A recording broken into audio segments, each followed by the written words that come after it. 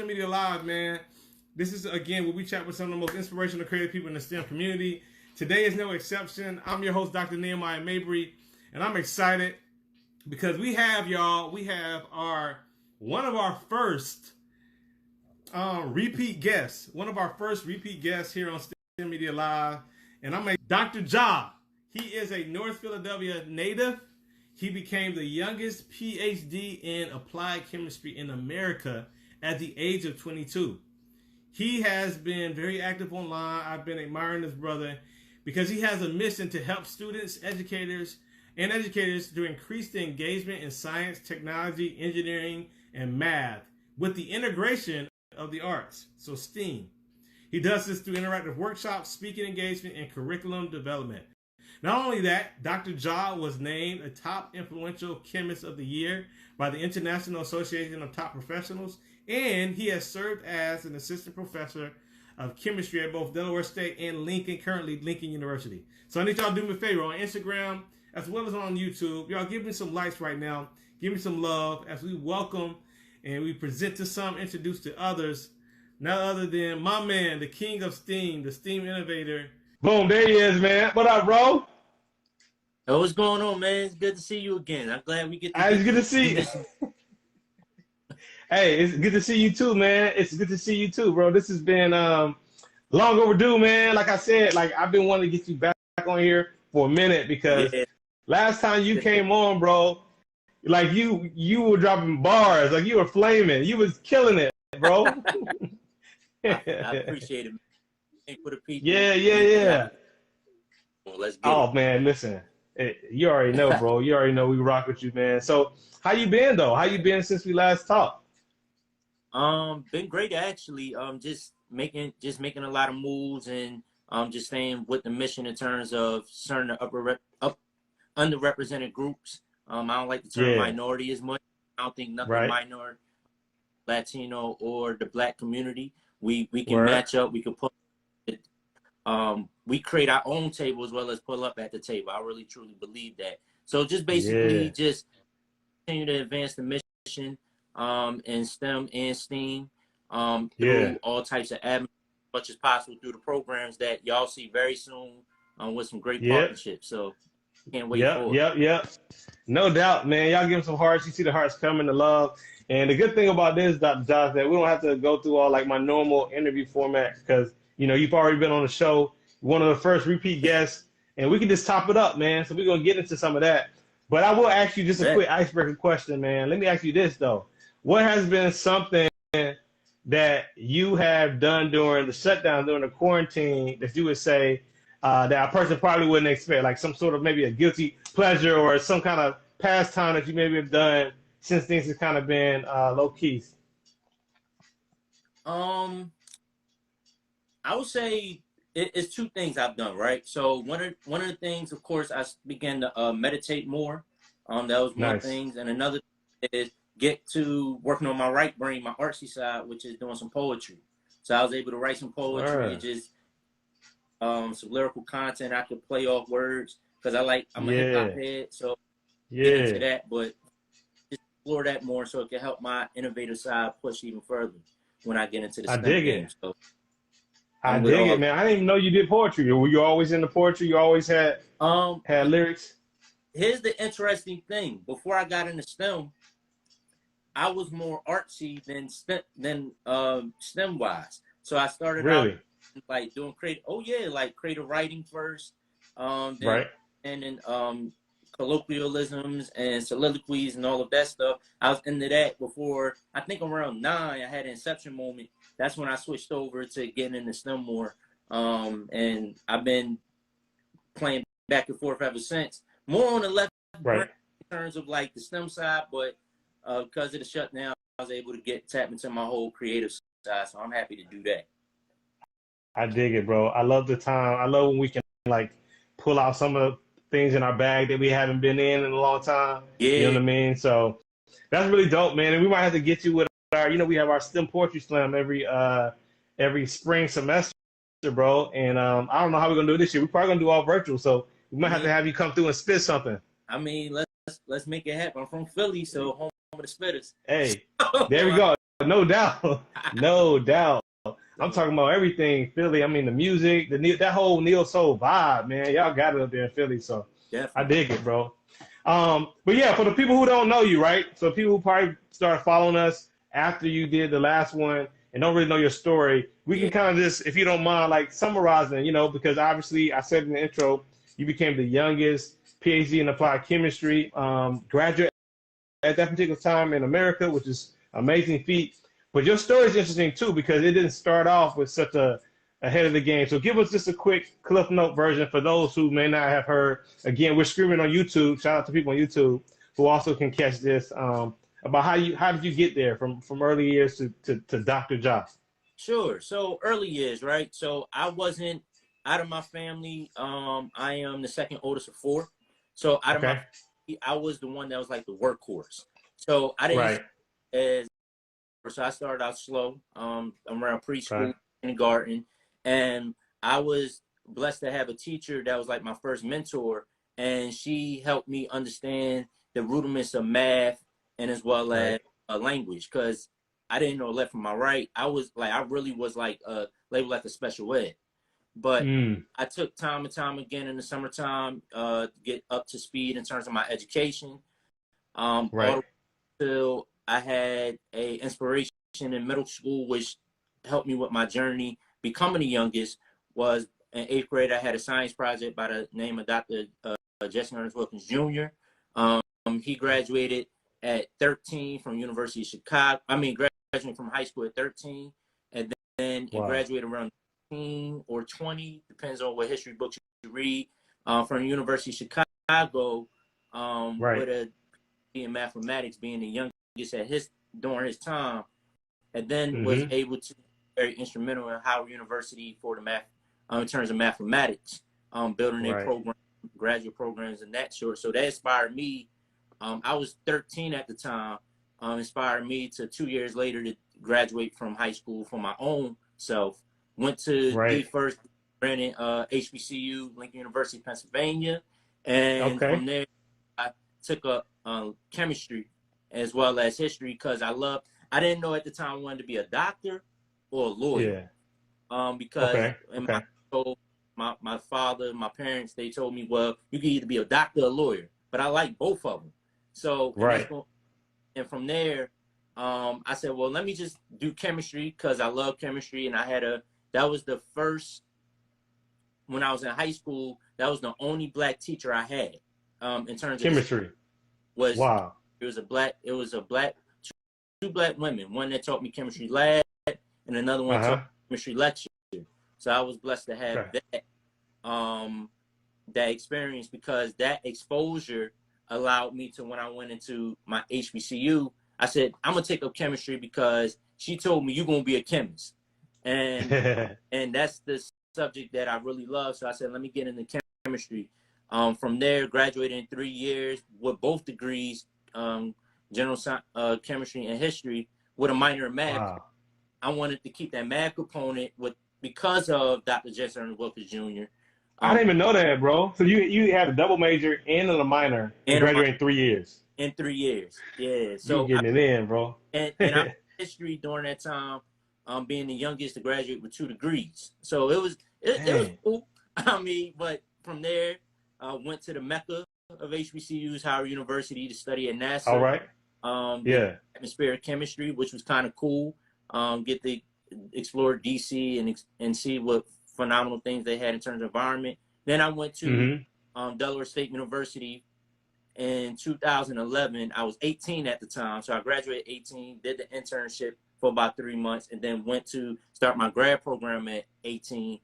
Right. And from there, I, do what grad students do. I had to publish like 4 journal articles, and that's the first time Yep. I learned how to write technical from my mentor. Then from those articles, I was able to go around the world and explore.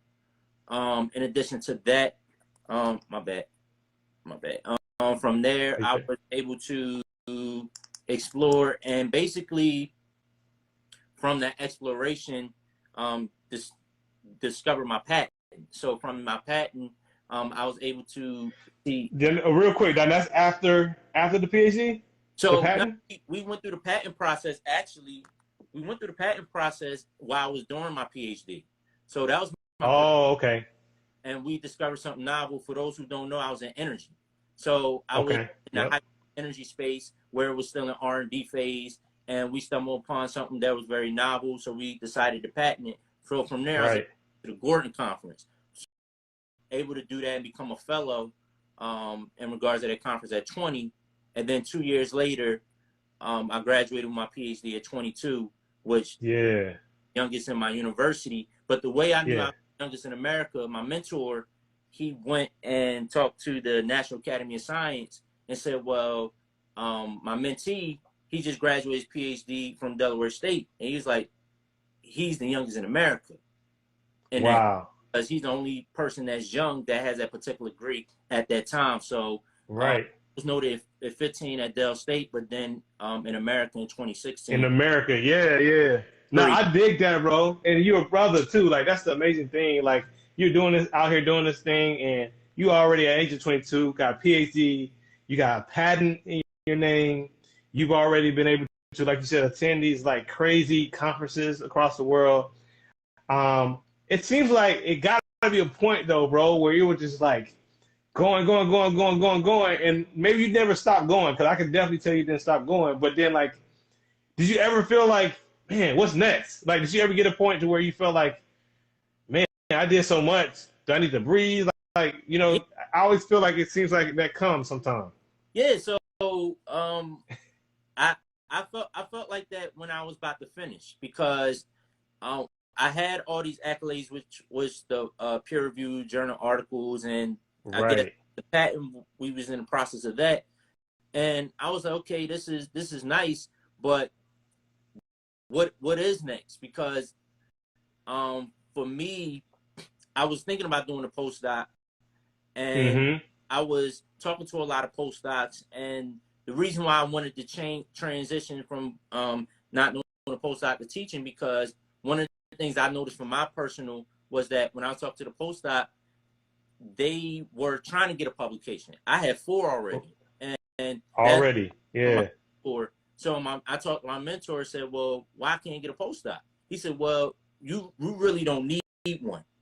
And Yeah. because of the research articles, so I decided to say, okay, let me strengthen my teaching. Because at the time I was speaking a lot of research jargon. You know, you being an engineer, Right. I didn't know how to communicate. Technical. Yeah. So I wanted to really strengthen my communication skills through teaching. So that's why I chose to go back to my community after I graduated and go teach in the high school, because I really Yeah. Yeah. the kids, especially coming from my neighborhood, to understand what it takes to actually navigate in the STEM field. And I felt like Right. I was the best person to do it because I came from those circumstances that those kids came from. Even though I was from North Right. Philadelphia, I taught in South Philadelphia. It were similar Right. circumstances, and me just being there and talking in the vernacular they was talking in, Saying, yep. learning to actually communicate the actual message for STEM in that particular case, anatomy, physiology, biology. Right. Now I want to say I'm an expert, but I'm now more better than I was 5 years ago in terms of A being. lot more comfortable. Yeah, no, I dig it, man. Cause that's the thing too. Sometimes, and that's why I love talking about STEAM, arts and science and stuff. Like I feel like you kind of need both sides. You need both, right? You need to be able to go deep technically, but then sometimes like you got to be able to communicate with people and still have the social aspect, have the art, the creative expression, have the stuff that makes it more relatable.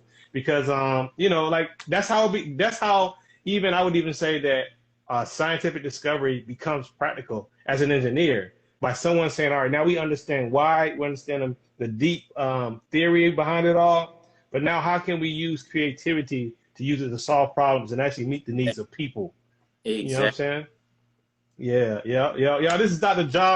Jalaal Hayes. She's with us again, a repeat guest on STEMedia Live. We're gonna definitely keep this one, bro. This one ain't going nowhere. We got it on YouTube. Yeah. We're gonna repost it on Instagram.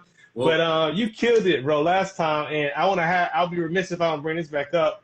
You did a TEDx talk, yeah. a couple of years ago now on the chemistry chemistry of community building. Yes. And I just remember you had some very like profound metaphorical language and just like the concepts in that particular talk. Yeah. So before we move in any further, y'all got to hear this, man. Real quick, people giving you some love. Lockdown Willie said, crazy smart guy.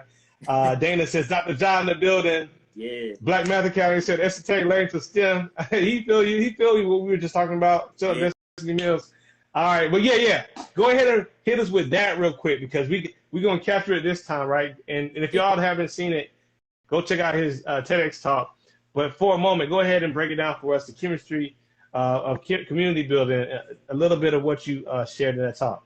Yeah, so basically, well, thank you so much for bringing that up. But basically for the chemistry community building, what I was trying to break down was the concept of how chemistry relates to how we do things in the community and how we need to come together. I think this was during the time where we just had Trayvon Martin, Eric Brown, the whole Black Lives Matter movement was coming together. Right. I was trying to tie in some social justice and equity and how we can do it in our community through a lens of chemistry. So the best way I was just breaking it down was like, first of all, discover who you are, like an element, right? So the periodic table is made up of elements, and what people need to understand is for elements, each element, although it's probably part of a group, which is the vertical, and part of a period, which is the horizontal, each element has its own unique characteristic and properties. So as humans, we are all considered like elements.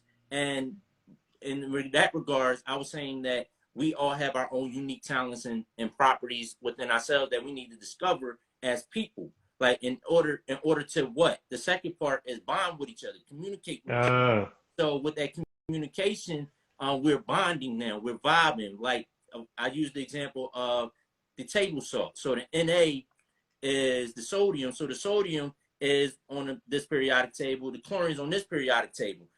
The sodium has that the chlorine needs, and the chlorine has something that the sodium needs in order to, which in science or chemistry called the octet rule, right? But I was saying in terms of people coming together, we all have something that we have strengths and weaknesses on both sides. But we come together, we bond, we connect, then we got something we could bring to each other that can make us complete and serve a greater purpose. That greater purpose, now there was the third part, was the community. So building a community, if you think about polymer chemistry, like the first part I'm talking about is very simple, the Na and the Cl. But when you're talking about in regards to polymerization or multiple type of elements coming together or ions, molecules coming together, now you create something for a greater purpose. So think about aspirin, think about amino acids, they coming together with protein, or the drugs that we're trying to discover now. All of these things are coming together to serve a greater purpose. We need, if we think about it in terms of people, we all come together, we can help each other out through unity and we build together to serve for a greater purpose. And then I ended it off with just summarizing all you got to do step one, because I know it's a lot what I just said, but step one, you just need to discover and understand you are an element, meaning that you are unique, you have a certain characteristic and properties. You just got to find out first where you fit on that table. So that was just a play thinking about the periodic table, you trying to find where you fit on the table. So if you find out we fit on the table, in this case, you can create your own table and figure out where you'll be able to how to move at that table. So it's like, bro, like ball stuff. Like, you know how they say pull up and be at the table, or now I'm be at the table? Yeah. That's what I was basically saying, like the periodic table. If you where you sit at the table in order to be at that table. Yo, I need some flame emojis. I need some hearts. I need some, man, I'm with you, Ace. Ace got the mind blown emoji. The fire next to bro, there's so many levels to that. And like anybody that really like knows me like personally, right? They know I love a good like scientific STEM metaphor to life. I love it, bro. And that what you're saying right there is just like, I remember when you first told it to me, like I had to get up and leave the live for a little bit, bro. You had me like tripping over it. And here I am hearing it again for the second time, and it's just as amazing to me. And the beautiful thing about that, man, is like as you said, you brought it back to just, all right, where do you fit? Where's your place at the table, right? Yeah. You don't even necessarily have to understand all that you shared to still understand that, hey, I have a place at the table. I am an element. I have some strengths. I have something to offer somebody on the other side of the table. You know what I mean? And that's the beautiful thing. And then, obviously, there's more that we can learn. The more you know about chemistry, the more that they even follow you and listen to you. I'm sure your mentees sometimes just be like, Dr. Ja, like, I'm sure you be blowing their minds, bro, when you go into those classrooms and do those workshops, man. I try to, man. You know, I try to make Yeah. as my company, we try to make things simple to them Right. and accessible so they can comprehend and build it up. Especially with Right. the concept of we talking about cultural responsive teaching, which is more high level, as well as Yeah. the competent piece. So to try to make things culturally incompetent in regards to Yeah. happening in the generation next in terms of culture, I think Right. just understanding things in that language, you were able to quote unquote engage and capture that particular student or even that adult, whoever I'm doing the workshop with, and break it down in that sense and then build it back up to where it's to the jargon. Because thinking about it, growing up as a black male, especially a black male in the inner city, with a STEM background, I have to code switch all the time. So I got to explain to the homies, to the OGs, and then I got to explain things to the people in the boardroom. Then I got to explain The things PI. Yeah. STEM world, and then R&D. So when you're talking to multiple people, you're already doing it. So STEM is nothing more. Right. So if you understand the language, you can understand the culture. We already do it with hip. Yeah.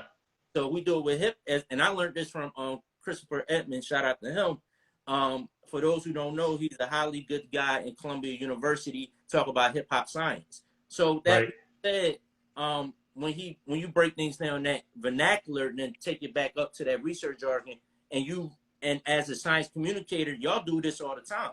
So all the time is that you can do it too, and I did it, and I continue to do it because I'm always from the block to the boardroom. I'm always talking to people in the block, and I'm always talking to people in the boardroom, and I have to kind of do that. So I'm teaching them you can do that too, because if you know how to live in the duality of both worlds, as a lot of inner city kids have to do when they break in generational barriers, then you can be successful in anything you put your mind to.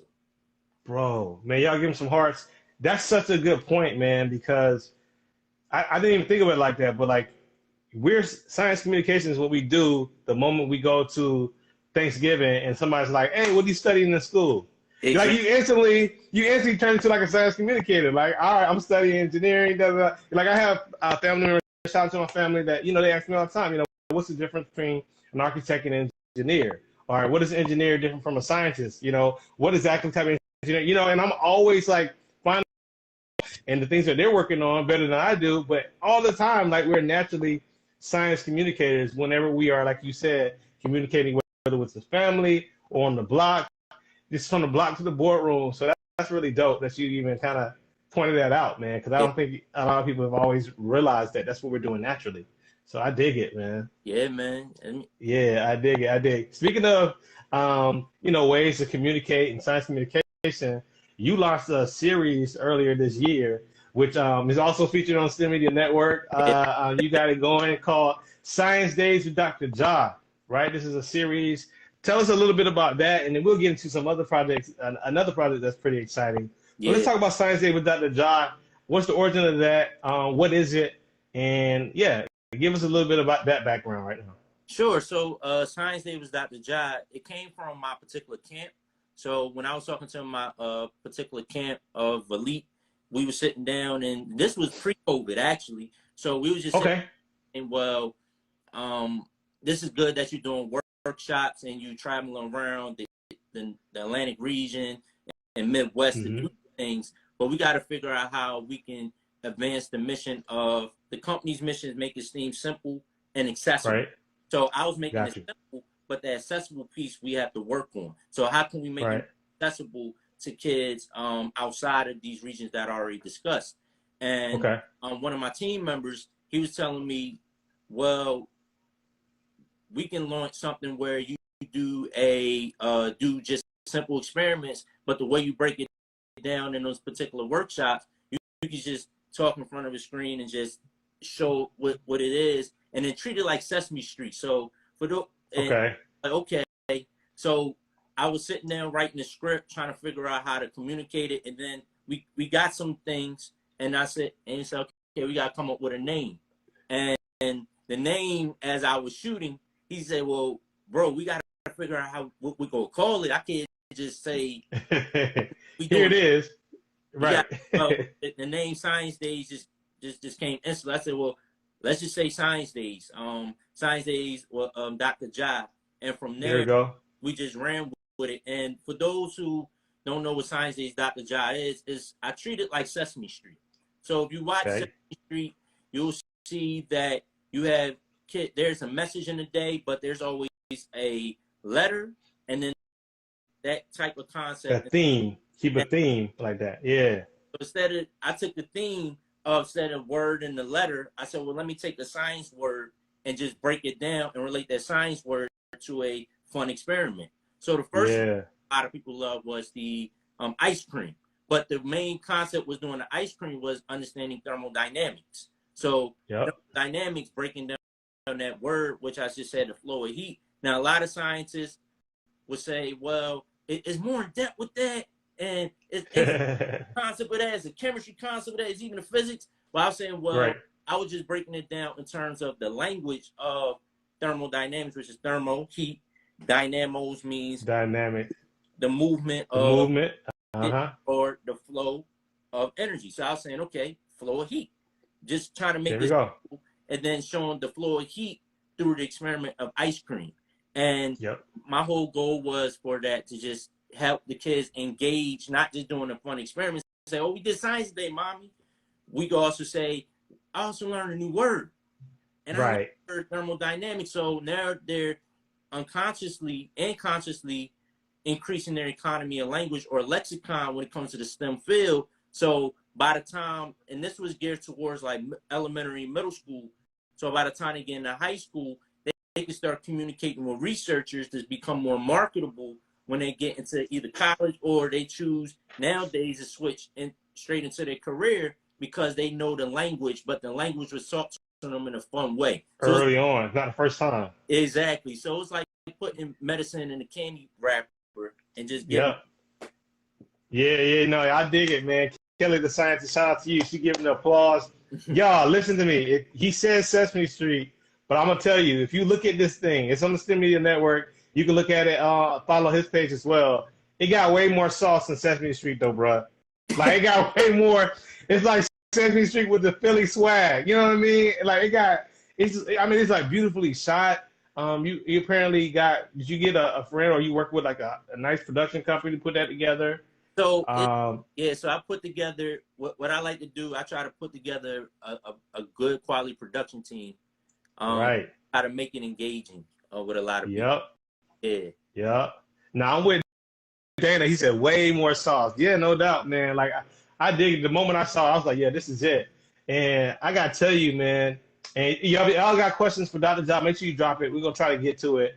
But one of the things I like about you, man, is that, again, being a STEMedia entrepreneur myself, you know what I mean? Pun intended, pun or no pun. Like, being a STEMedia entrepreneur myself, I like to have people like on. And so one of the things, obviously Science Days was like awesome, but something that you're now like on the verge of coming out with that we got to get into is, y'all, he is about to come out with a documentary. Called, what it's called? Exploding Dreams? Yeah, Exploding Dreams. Shout out to my man Ace who created that title. Oh. Yo, listen, you about to be the first dude I know, obviously the documentaries out there, but the first one, like, for real, like, I know, like, again, in our community or what have you, that's doing this, man. I think it's so dope. I've always, like, wanted to, and I will at some point, but I think it's so exciting to you to be coming out with it one. So tell us, what is the documentary about? I don't know. I just can't wait to see it, but go ahead and tell us what the documentary is going to be about and when it's coming out and that whole thing. Bet. So, the documentary for those, well, first I got to plug this in. Tomorrow will be the world premiere of our trailer that my team and I put together. It's going to be streaming, kicking off my homecoming at Lincoln University. But the documentary is essentially about my journey going from Oxford, PA to Oxford, UK, showing a decade of what I've done to become not just the youngest PhD applied chemistry in America, but also the icing on the cake, which was getting accepted to speak at the University of Oxford. Keynote. And Yeah. the playoff from Oxford, PA to Oxford, UK was showing that decade, what happened from 2008, which I enrolled as a 15-year-old kid to go to speak at a applied energy conference representing the United States of America, and being the youngest in the room. I found out in the HBCU grad to represent at this particular conference at University of Oxford, which is the second oldest speaking institution, English speaking institution in the world, and also the place where they got Rhodes Scholars. So just showing that journey from just first just seeing how what I was feeling and what was the preparation for that particular journey. But in addition, on the psychological aspects of what I was feeling throughout my whole journey in general.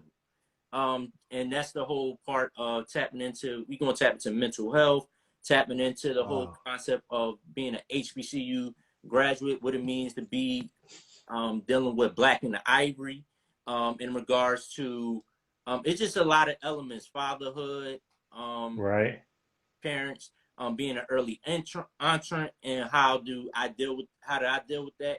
Because one thing I noticed, and you posted it too, is a lot of young guys now in the game that's coming in 12 years, 13 years old, 14 years old, masters. But that's the piece I wanted to highlight in regards to that is it's not easy. It takes mental preparation to actually navigate these things. And I'm not talking about the intellectual. I'm talking about the social and emotional that we get. This being your, And the main goal for this particular documentary, of course, highlight my life in doing that. But for those, the Generation Z that's coming in now early, to show them, listen, I was part of the first generation of doing it young. Let me inspire y'all throughout your journey to show y'all don't make the same mistakes I did. Going through depression, anxiety, trying to figure out, do I belong here, and what does it take? And okay, I'm getting in this room, we got a triple threat. You not only got to deal with being Black, you ain't got to deal with, if you're a woman, being a woman, but you also got to deal with your age. Because you young as I don't know what, exactly. Being in the STEM world, you becoming a young decision maker, and a lot of us STEM influencers, they done in the game, they realize that being an influencer, you got to deal with the ageism too. So it's just just telling them, listen, it's gonna be okay, it's gonna be all right. But for my particular journey, I exploded to my dream and speaking at one of the oldest English speaking institutions where they got Rhodes Scholars. And then after that, what is Dr. Ja doing next? Well, y'all just gotta stay tuned and see what's You got a nice teaser. End it with a nice teaser, man. I'm gonna be checking your page tomorrow too. I'm gonna be like, yo, where that trailer at? Where that trailer at? I promise you, I'm looking forward to seeing that. But bro, go ahead. I did forget to say, you did ask about when is it coming out. So it's coming out next year. We finally got some dates. It is coming out next year, spring 2021. And the reason why particular date is because of that's the 10-year anniversary of me graduating from school, from Oxford, which is Lincoln University. So it's not memorable to actually do it around that time, spring 2021. Right, symbolic. Yeah, it's nice full circle day to release it. Yeah, no, y'all gotta give them some hearts, give them some love, give them some support, because I can't wait to see it. You already know you got my support. But just to tell you this, man, I remember when you posted, I think the letter, before you even went to Oxford, UK. I remember you was like, yo, this is crazy. You were talking about how you got the invitation, and then I remember, I think you were preparing for it. I remember you were posting little tidbits here and there throughout the journey. So it was actually cool to see it just in real time on social media. But I didn't realize, yo, you were actually collecting footage, getting this stuff together. You were actually doing legit of the production of this documentary. What was that like? Definitely. So when I got the letter getting accepted into Oxford, it was my mentee at the time, and we sat down and said, well, he said, I definitely got to get that. And I was saying, well, let's collaborate. Let's make your dreams come true. Because the guy I was working with, a young guy, he was coming out, graduating Del State. And he said, I always want to tell stories, and I want to shoot. I want to get in a documentary soon. I said, well, let's collaborate. Let's make this the first documentary. And you serious? I was like, yeah, let's do it. Let's record the whole journey. And, the whole thing. But and so we sat down, and I'll tell you, bro, it was a whole process that we could probably talk offline about. But the whole process and putting the production together I learned so much about camera work. I learned so much about emotion, how to actually construct the narrative. So we sat down, wrote up the treatment, and from there it was funny because everything was divine timing. We had events lined up leading to Oxford, so it just everything was working together. So I connected with my business partner Ace, who's on the live right now, and we sat down and said we're gonna create a tour. So we was doing a tour throughout the whole piece, and from that tour we was collecting footage on what it was leading up to. We called it #Road to Oxford. So we was actually doing things, whereas workshops, speaking engagements that was leading up to. And then when we got to Oxford, it was just a whole experience, man. Being back in the UK, I was in Manchester in grad school, but being back in London and also going to Oxford was just a surreal experience. Culture, different vibes. It was just pleasant energy. In addition to that, getting on the stage and just speaking about alternative energy, which is the revolution that we about to get into now in terms of clean energy. It was so surreal because the feelings I felt in regards to the production, like the production, he was just shooting everything, and I had we had a team, so it was like 4 of us, and also getting my other executive producer to help me with just making sure we stay on task and getting all the footage that we need to get to make it a phenomenal story. So when I got on stage and did the talk, it was interesting because that when we was filming, we had people coming up and asking, well, can you film my talk? Can you film my talk? They saw the camera crew. Yeah, they was like, oh snap. This guy's legit. So it was just kind of I love the whole concept of filming, and I learned from you guys, you and the whole STEMedia Avengers, on what it takes to actually document the journey and what very important. So putting that whole thing together, Ace said the greatness tour, so that's what we call it, the greatness tour. But putting that whole concept together, and then in the end recording the main event, which was the Oxford PA, and then after, what did I feel after that was just, it was just a surreal moment, because I learned I learned what is lighting, what is difference between 4K and 1080, and if you want to shoot at 8K, and then what is the whole concept of what does it mean to have 3 cameras shooting at you, and what and all of these concepts. You know, one of the things I think was cool that Jalal was like, back when, you know, was it The Last Dance documentary came out, and it was supposed to show the last season, right? But they found ways to weave in past stories of the Bulls, and I started thinking about, man, documentaries do this very well, and I'm sure y'all had to sit down and think about, all right, here's the story, here's the framework. We're going from, you know, Oxford PA to Oxford UK. You're gonna do this talk, but what was it like to try to figure out, all right, here's where I'm going to start talking about my childhood, or here's where I'm going to go back here. Like, that narrative piece, I feel like is creative, but I also feel like it has to like make sense. Like, what was that particular experience like? Like, again, the narrative aspect of it, of the whole thing. So in terms of the narrative aspect, that's where we did the actual treatment. So when we sat down, did the treatment, for those who don't know what a treatment is basically the synopsis of the film on how the events going to come together. So when we sat down, wrote up a treatment, we had to figure out, okay, we know it's 10 years, but we also got to get where we can film in the beginning. And with the beginning piece, what we try to do is figure out how we can interwove it throughout the whole. Made the connections, right? Like, oh, that's when he started doing that when he was 7, like that kind of. I got you.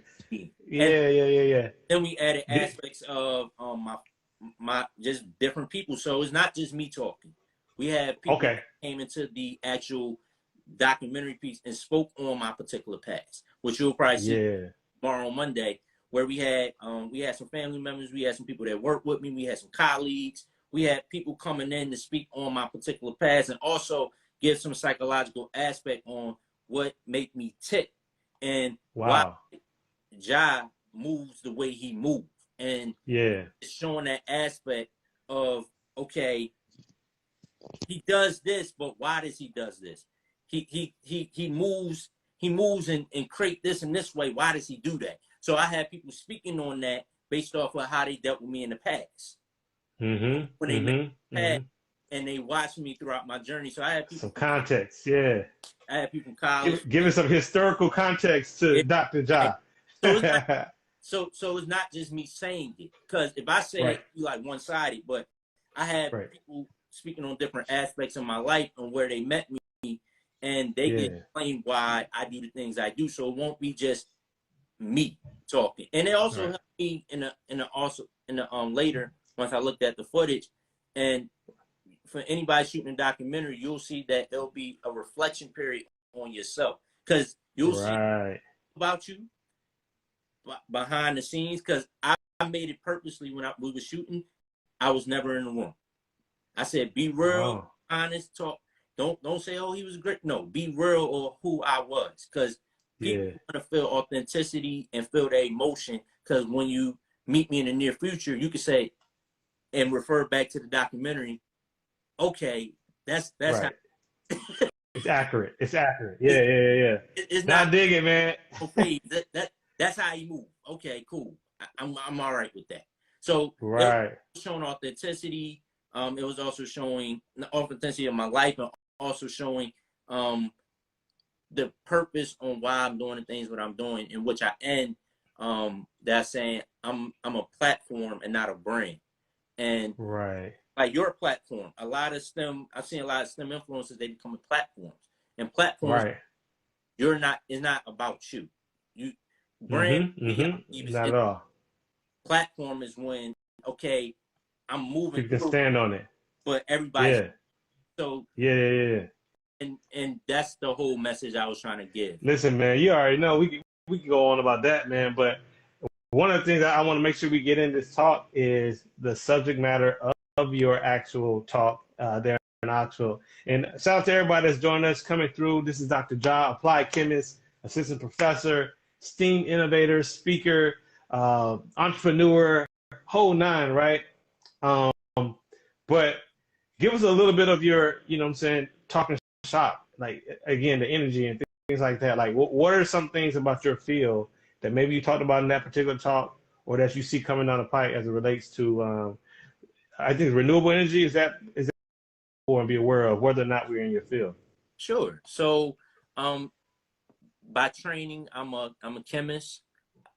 It's weird. So I'm an applied chemist, but in a section is I'm like a marriage between material science, physics, and chemistry, and and that's how you come together, be in the subdiscipline of energy. So what does that mean?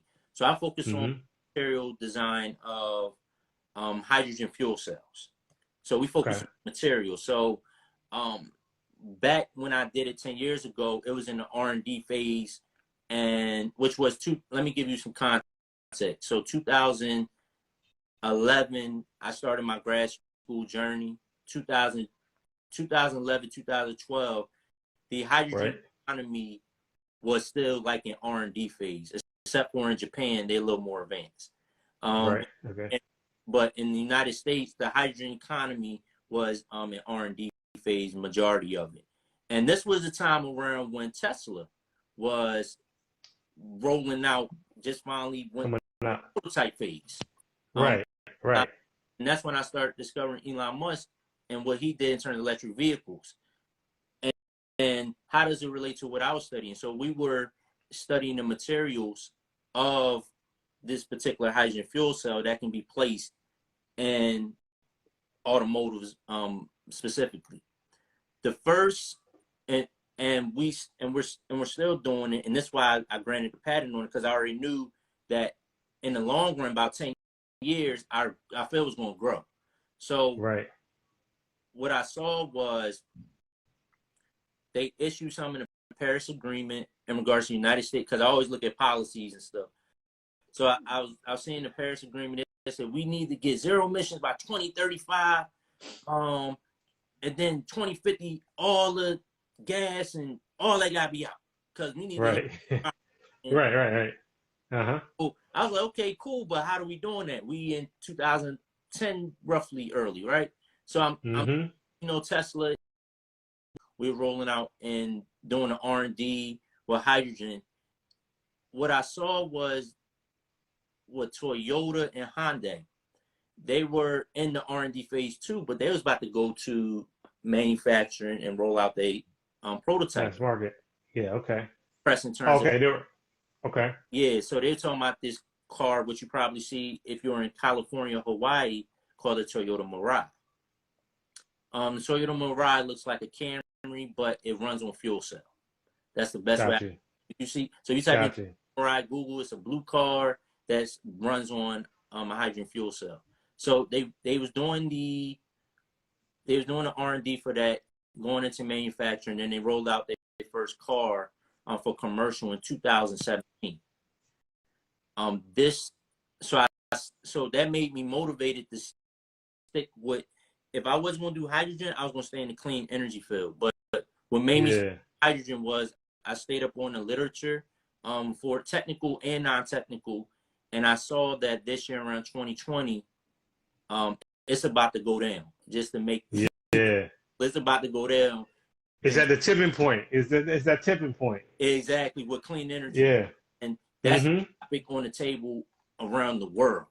And what made me first got into stick with it was when I went to London, I saw that there was rarely no gas stations. So I walking around the city, I said, I ain't see no gas station, but I see biofuel. So I saw that the energy, I saw it shifting. And right. Paying attention. Yeah. Started talking about power walls. I said, oh, it's coming. It's coming now. So that made me stick to my field even more. Yep. And I just got off the phone with some people, and they said, yeah, the hydrogen economy is here. Right. Here, you're gonna it's in the market. It's just all about timing now. And so I was glad that the divine timing that I had the ability to think of that patent 10 years ago. Right. And you were in the program learning this stuff. You were able to see where it was going, and then you were able to get some IP. You know what I mean? Some intellectual property, basically plant your flag, 10 years in advance. That's incredible, bro. And I think it was Wayne Gretzky, the Hall of Famer hockey player, that said, people asked him, how was he so good? And he was like, I don't skate to where the puck is. I skate to where the puck is going. Yes. You know what I mean? And so that's pretty much what you did in the hydrogen economy. You saw, hey, this is where it's going. I'm about to skate there. I'm going to understand. And I feel like grad school research and stuff gives you an opportunity. Really smart is that you paid attention not just to the science, but to the politics, to just really you read the tea leaves of where things were going as a society, which helps influence you to see, all right, which part of this is where the money is, for lack of a better word. You know what I mean? Where the money at, basically, and where it's going to go. And my whole thing is particularly what we're dealing with now in terms of equity. I got tired of, because it's not about me. In regards to this particular energy piece, I wanted our culture to finally be in a place where we're not second place. If you catch my drift, I'm with you. We are up on something that can provide not just jobs, but some skills and what's going to happen in the near future, not for the next 10 years, but for the next 50 to 100 years. In regards to as we phasing out one type of energy and as we transition on to another one. And so that's how, and I thank God for blessing me to think that back in 2013. So by the time around 2020, we can potentially and hopefully, I could say, hopefully get a piece of the pie. And the piece there we go, man. But it's for everybody. For the people. Right. For the community. For our people. Yeah. And that's it, man. And sometimes, like, it's crazy because, you know, this is a whole nother podcast, but literally just making money, right? There's sometimes it feels taboo just to be like, yo, I'm trying to get the bag. And, you know, you say it sometimes, but not really. Like, getting the bag sometimes in your niche in and of itself says something to someone looking at you and saying like, yo, this guy's a young brother. He looks like me. He had the ability to figure out something, and no disrespect to other industries that we are traditionally represented in, but he went into this industry, this energy economy, carved out a piece. You know what I mean? Like something that people often say like, oh, you know, the powers that be won't let me. No. Dr. Ja got a piece of that joint. So surely I can go get a bag and I can carve out me a piece in this. That alone, like we need to do it. You know what I mean? Man, listen, it's the Wild Wild West in energy right now. And that's I was very strategic in getting into that space because as one of my, I look up to the guy, a lot of people know him, Dane Dash. One of his sayings was, I don't like hustling on a crowded block. So I'd rather get block and try to see how we can carve a niche so we can move and do what we got to do on that block to help the goal. So that's been my mindset for the energy economy, where I want to carve out a niche. I don't know how right now, but carve out a niche in a way where I'm like, yo, everybody can eat, and make sure everybody can eat so we can hustle on this block. No doubt. What we got to do to create generational wealth in the STEM field. And that's just how I've been moving ever since. That's how you've been moving. To drop a comment, man. Let them know what game is he dropping now that's going to stick with you. Are you going to put in your pocket? Shout out to our comments here. Dana says playing the long game is always better when it comes to getting the bag. Yeah, I agree. You know what I mean? The Black Math Academy, compete or die. Yeah, man. Competition, we got to be able to hold our own. Low key, Lab says Dr. Ja will be a multimillionaire in the future. The hydrogen boom is coming. There you go, man. Hey, they speaking it. They speaking it. I'm praying. I feel you. Yep. Hey, I love it. I love it, bro. I love it. Like, I genuinely mean this, too. Like, to see you do it and see you win, I feel like I'm winning. You know what I mean? Like, because, like, we're connected. Going back to that periodic table, that the chemistry, like, yo, like, you winning, what they said is legit, like, yo, we did it. You know what I mean? Like, flat out, bro. And I know your people in Philly will feel that way. And I know your family and everybody that has really that intimate saw you through the ages, the people that's going to be on your documentary. I already know they're well invested in your success. And so that's just really awesome, man. Let's see. We got a couple of people come through. But we only got a few more time. Oh, dang. I just realized we about to get cut off on Instagram, bro. At the time. It's crazy. Give us really quick parting words of wisdom before they say goodbye. If you can't be the first, be the best. If you can't be the best, be the first. That's it. Gotta let that breathe. You gotta let that breathe, bro. You gotta let that breathe. It's a lot of black first, but if you can't be a black first, just be the best at what you do. And if you be the best at you do through consistency, you always Awesome. Y'all, Dr. Ja here. Give him some love. The world premiere of the trailer to his documentary featuring him, Exploding Dreams, is coming out tomorrow. He told us real quick, man, if you can't be the first, be the best. If you can't be the best, be the first. Man, I dig it. Dr. Ja, thank you so much, bro. We got to do this again, man. You always got, like, so much. Let me know. Yeah, no doubt. Thank y'all so much for hanging out with us here on STEMedia Live. We do this every Sunday, y'all. Every Sunday evening at 9 p.m. Eastern, 6 p.m. Pacific. I just want to also tell y'all that the STEM Success Summit is happening November 19th to 21st. Go to STEMSuccessSummit.com and register for free. Please do that right now if you can. If you're on YouTube, make sure you subscribe. STEMSuccessSummit.com.